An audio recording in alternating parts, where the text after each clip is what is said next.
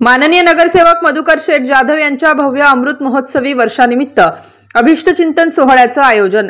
प्रभाग क्रमांक 26 चे माजी नगरसेवक तथा जाधव संकुल ग्रुपचे संस्थापक संचालक मधुकर शेठ जाधव यांच्या भव्य अमृत महोत्सवी वर्षानिमित्त अभिष्टचिंतन सोहळ्याचं आयोजन सातपूर अंबड लिंक रोड येथील जाधव संकुल या ठिकाणी काल सायंकाळी करण्यात आले होते।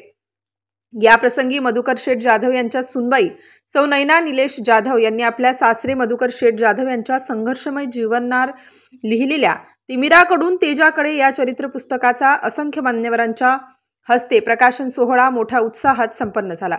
भव्य अशा गुलाब पुष्पहारांनी साधू महंतांचा सत्कार संपन्न झाला, तर व्यासपीठावर उपस्थित असलेल्या असंख्य मान्यवरांचा सत्कार जाधव संकुल ग्रुपचे संचालक निलेश जाधव, गौरव जाधव व रोहित जाधव यांच्या हस्ते करण्यात आला। उपस्थित साधू महंत, वारकरी संप्रदायाच्या तसेच असंख्य मान्यवरांच्या हस्ते भव्य अशा गुलाब पुष्पहार घालून मधुकर शेठ जाधव यांचा अमृत महोत्सवी अभिष्टचिंतन सोहळ्याचा प्रारंभ झाला, तर जाधव कुटुंबियातील सर्व आप्तेष्ट महिलांच्या हस्ते त्यांना खास 75 दिव्यांच्या पंचआरतीनं ओवाळण्यात आलं। या अमृत महोत्सवी सोहळ्याप्रसंगी बेट सरालाचे मठाधिपती महंत संत सद्गुरू रामगिरी महाराज, श्रीराम शक्तीपीठ संस्थानचे महामंडलेश्वर सोमेश्वरानंद सरस्वतीजी, आमदार सीमाताई हिरे, महेश हिरे, शिवसेना सचिव भाऊसाहेब चौधरी, विजय करंजकर, राजू लवटे, मनसे नेते सलीम शेख, माजी नगरसेवक सुरेश पाटील, भागवत आरोटे, तानाजी जायभावे, योगेश शेवरे, माजी नगरसेविका हर्षदाताई गायकर, नंदिनी जाधव, माधुरी बोलकर, अलका आहेर, मटाले, संदीप तांबे, नाना लोंढे, योगेश गांगुर्डे, बाळा निगड, प्रकाश महाजन, अनिल माळी, सातपूर शिवजन्मोत्सव समिती, श्री सप्तशृंगी माता ज्येष्ठ नागरिक संघ, विश्वशांती बुद्धविहार समिती, अशोकनगर जाधव संकुल ग्रुप, राजकीय, धार्मिक, सामाजिक, शैक्षणिक, वैद्यकीय अशा विविध क्षेत्रातील असंख्य मान्यवर उपस्थित होते।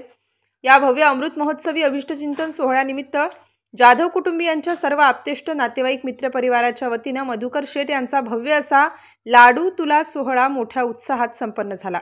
सातपूर शहरासह प्रभाग क्रमांक 26 मधील असंख्य महिला नागरिकांच्या मोठ्या गर्दीत हा सोहळा मोठ्या उत्साहात संपन्न झाला। सामाजिक कार्यकर्ते राजेश खताळे व नाना वाघ यांनी या अमृत महोत्सवी कार्यक्रमाचं यशस्वी असं सूत्रसंचालन पार पडलं। पक्षाच्या वतीने पुन्हा एकदा नगरसेवक होणार याबद्दल कोणाच्याही मनात किमान शंका नाही। मला आताच भागवत आरोटेंनी सांगितलं की घरामध्ये 4 नगरसेवक झाले। एका घरामधून 4 नगरसेवक असणं हा समाजसेवेचा वारसा किती वाजवण आहे, किती मोठा आहे त्यावेळेस दिसते। आपण समाजाचं काहीतरी देणं लागतो त्यावेळेस हे सर्व कुटुंबीय या समाजासाठी अहोरात्र त्या ठिकाणी काम करत असतात। शैक्षणिक असेल, आरोग्य असेल, ज्या ज्या ठिकाणी समाजाला कुठेतरी देणं लागतं या ठिकाणी हे कुटुंबीय उभं असतं। मी आमच्या सर्वांच्या वतीने, शिवसेना पक्षाच्या वतीने पुन्हा एकदा आपल्याला खूप खूप शुभेच्छा देतो।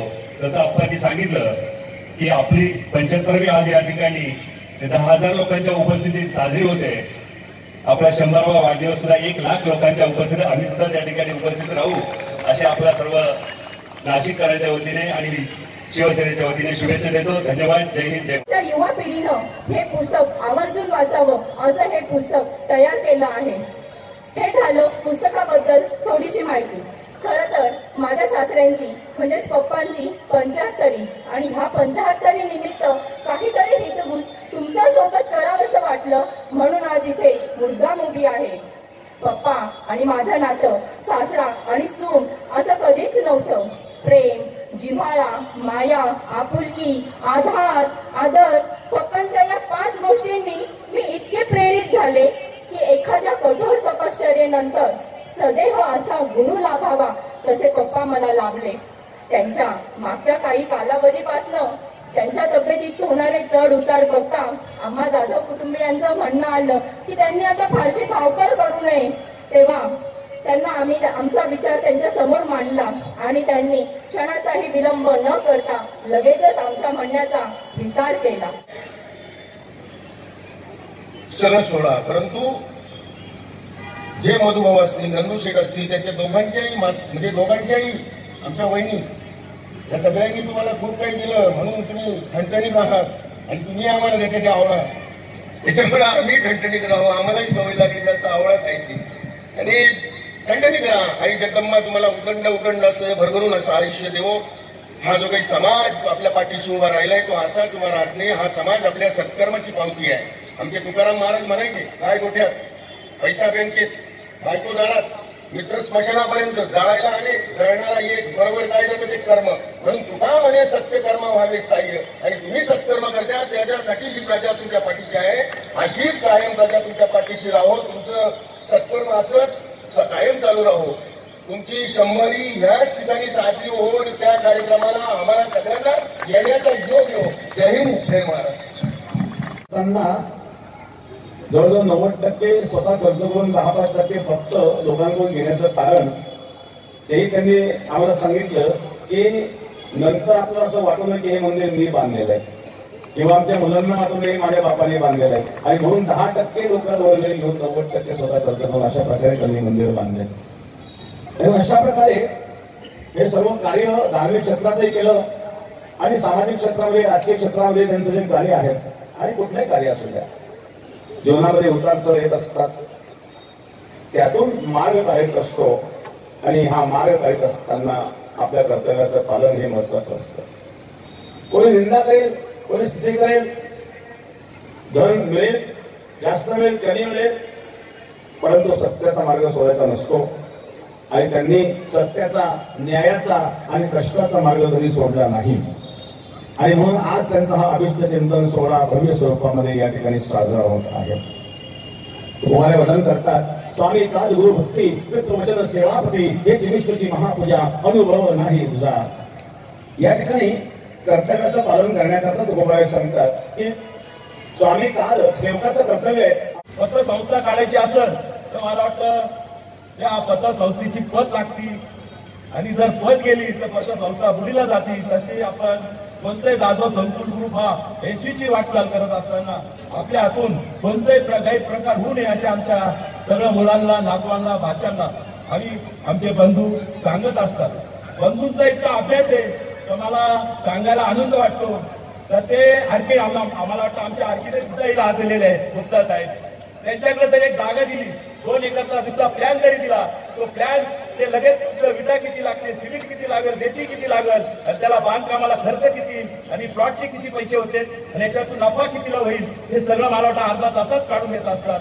याची बुद्धी मला वाटतं ह्या मोठ्या शेत आहे.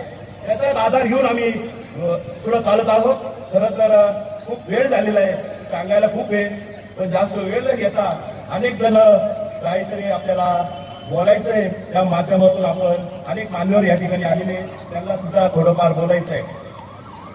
आणि म्हणून मी सगळ्यांना जे आपल्या या माझ्या नागरिक असेल, मित्र परिवार असेल, आपण एवढ्या मोठ्या संख्येने आमच्या बंधूंना या वाढदिवसाच्या शुभेच्छा देण्यासाठी आपण या ठिकाणी खऱ्या अर्थाने जमला.